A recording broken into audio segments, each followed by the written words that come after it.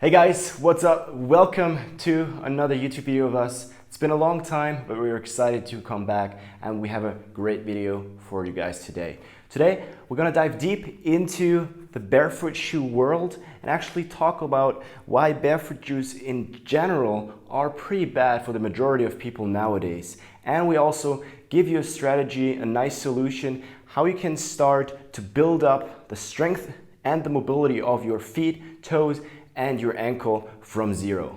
Barefoot shoes nowadays gain a lot of popularity, and you might even ask yourself this question, is this a healthier and better option for your foot, or is this making things even worse? And I can tell you that from my experience as a mobility coach and being in this industry now for over 7 years, that the immediate switch from normal shoes, from normal like sneakers, directly to barefoot shoes is a big no for the majority of people. Why is that so?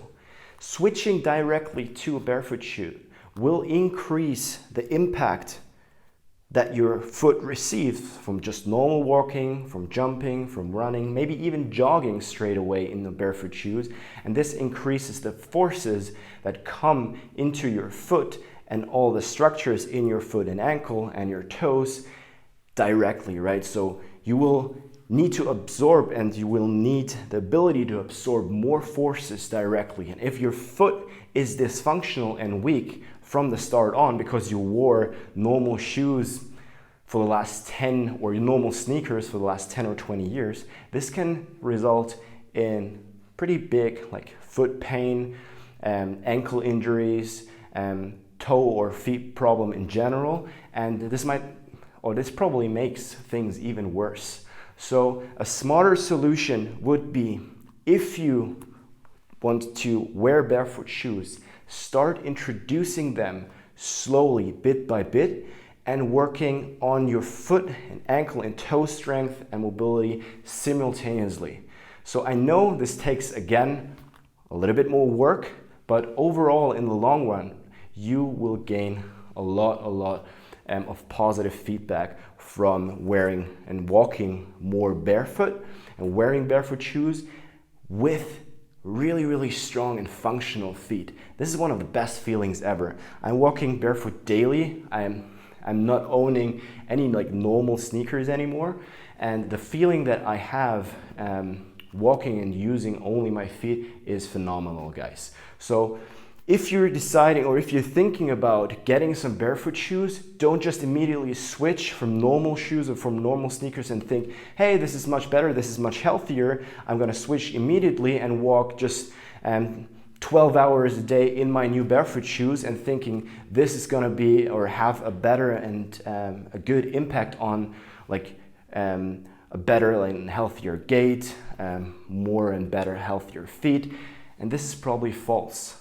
Right? This is a little bit misleading also from the barefoot industry. I know they also want to sell their shoes, and their shoes are great, right? And they're making a lot more right than the normal and big shoe industry out there, right? Without a toe spring, flat, without a cushion. Everything is really designed for our feet to be still protected from sharp objects, from sharp rocks, and from a hard surface, but it's not promoted that you should also train and strengthen your feet and toes while switching to these shoes.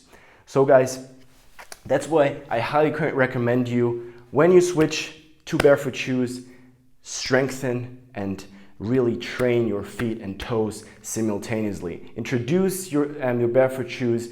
Maybe you bought them, wear them 1 hour a day. Next week, wear them 2 hours a day.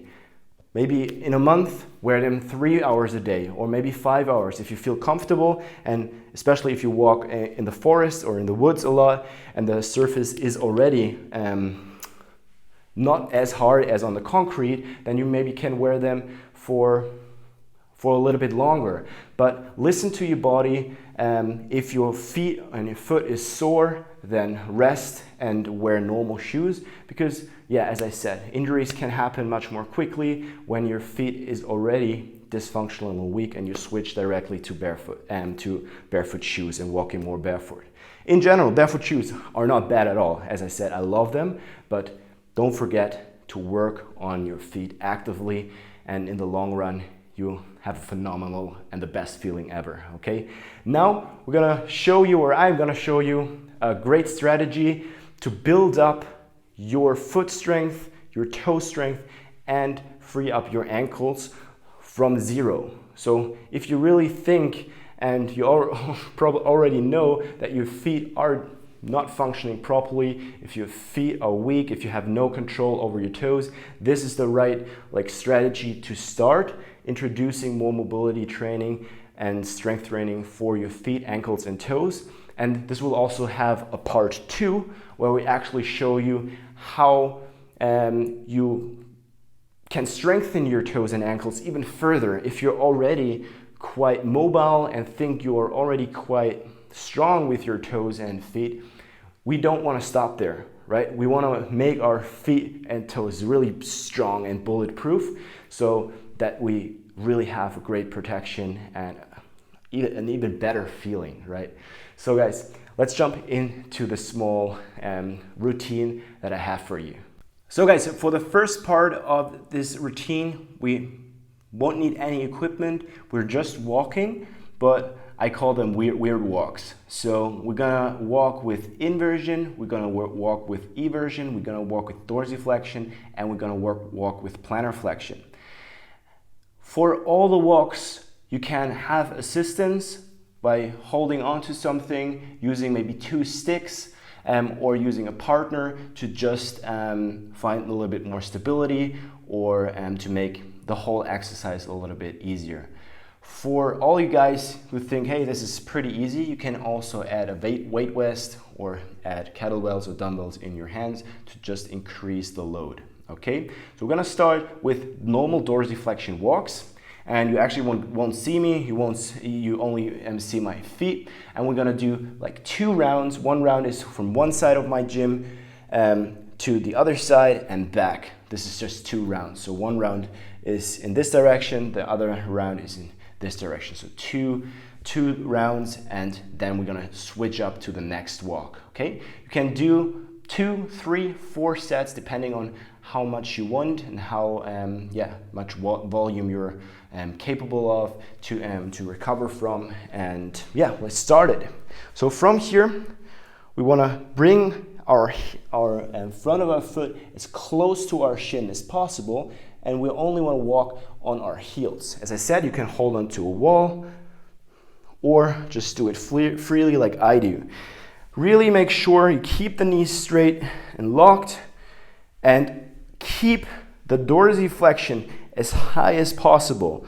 Nothing of the foot should touch the ground, only your heel, okay? So I'm gonna walk back and forth, as I said, 2 rounds, finish. Let's switch to the plantar flexion walk. Think of a calf raise here. So this also involves a lot of toe extension here. You can hold yourself, as I said, on a partner or on the wall, and really keep the heel as high as you can. Don't let the heel drop. Again, straight and locked knees.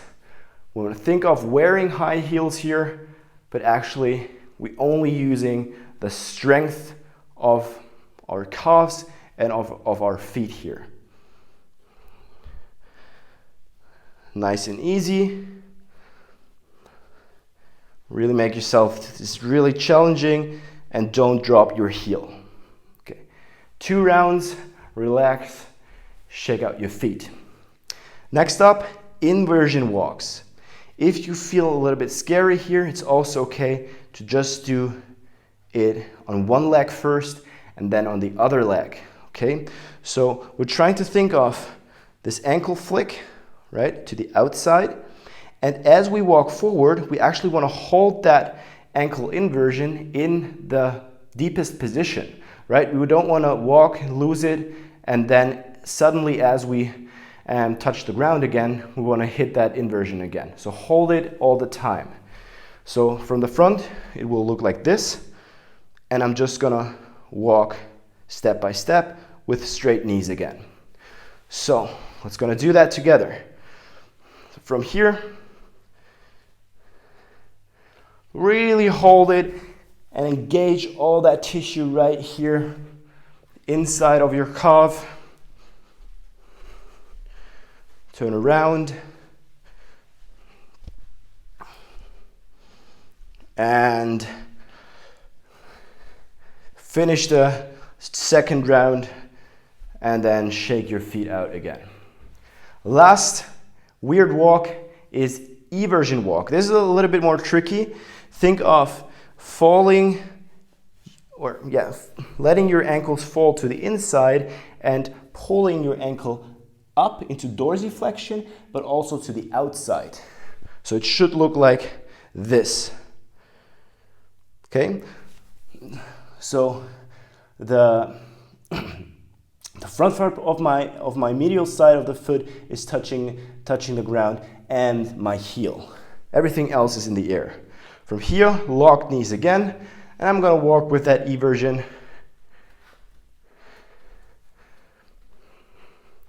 Two rounds here again, nothing crazy. If you only can do one because you cramp maybe, then just do one and build up the strength over time. Okay, still holding that eversion and shake it out. So this was part one of the weird walks, of slowly building up more strength for your ankles. Now we're gonna switch up and do some toe work. For toe work, I'm gonna show you toe flexion and toe extension. We're gonna do some opening with a passive stretch, and simultaneously we want to strengthen it through some isometrics. So that's really important. So as I said, you can do 1 up to 4 sets of the weird walks. You can decide if you want to do 1 round or 2 rounds of each walk, and then jump immediately to the toe stuff, okay? So guys, we want to find a pole. You can do that on the door frame, maybe on your dinner table. I do that here on the stall bar. We want to find something where we have this position of our big toe.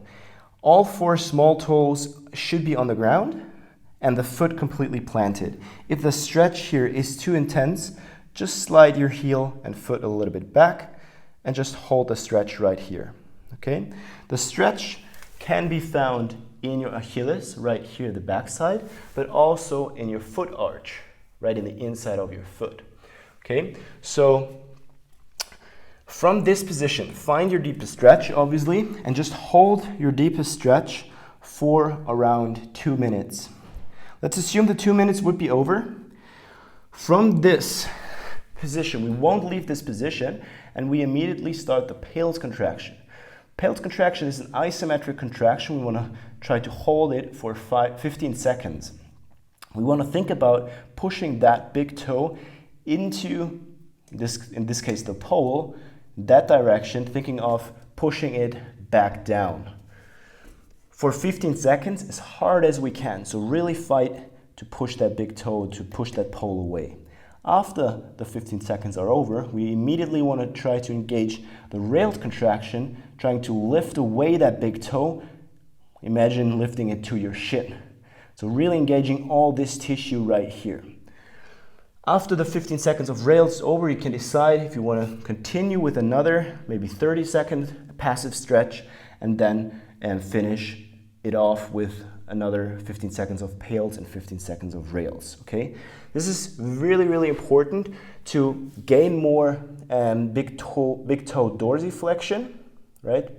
Or in this case, big toe extension. And yeah, this will improve your gait pattern, the strength of your big toe, which is very, very important for a well-functioning, good functioning foot, right? Next up, we have the same but switched around for plantar flexion. So we actually want to think of flat foot. I showed it a little bit from this angle, and we slowly want to roll up our big toe into as much flexion as possible. So this would be right here from this setup. From this side, maybe this is a little bit better from this side, visible for you. So this is my max toe flexion. I want to hold, so you will feel the stretch right here at the top of your foot. I want to hold that stretch again for 15 seconds. for 2 minutes, sorry. And then we want to apply the pails and rails again. Pails, same thought process behind. Pails is trying to think of pushing that toe into the ground, opening up again into that direction. And the rails is the opposite, trying to fight for more active big toe flexion. Okay, so really want to engage all the tissue right here in your foot arch and fighting for more active big toe flexion. So from here, now the pails, I'm trying hard to push the toe into the ground. Let's assume the 15 seconds are over. Now I'm going to engage everything in my foot arch, trying to fight for more toe flexion. Okay, guys? So guys, I hope I helped you with this video about barefoot shoes in general. Are they healthy? Are they not healthy? Probably they are for all people if you simultaneously work on strengthening your feet, ankles, and toes and slowly introducing them. Hope you learned something here also and loved the routine at the end of the video. I would be excited and thrilled if you can give us a thumbs up and subscribe to our channel for more videos and information about strength and mobility training. Also leave a comment if you have a question about this video, general barefoot stuff, or exercise specific questions. Okay, see you guys in the next one.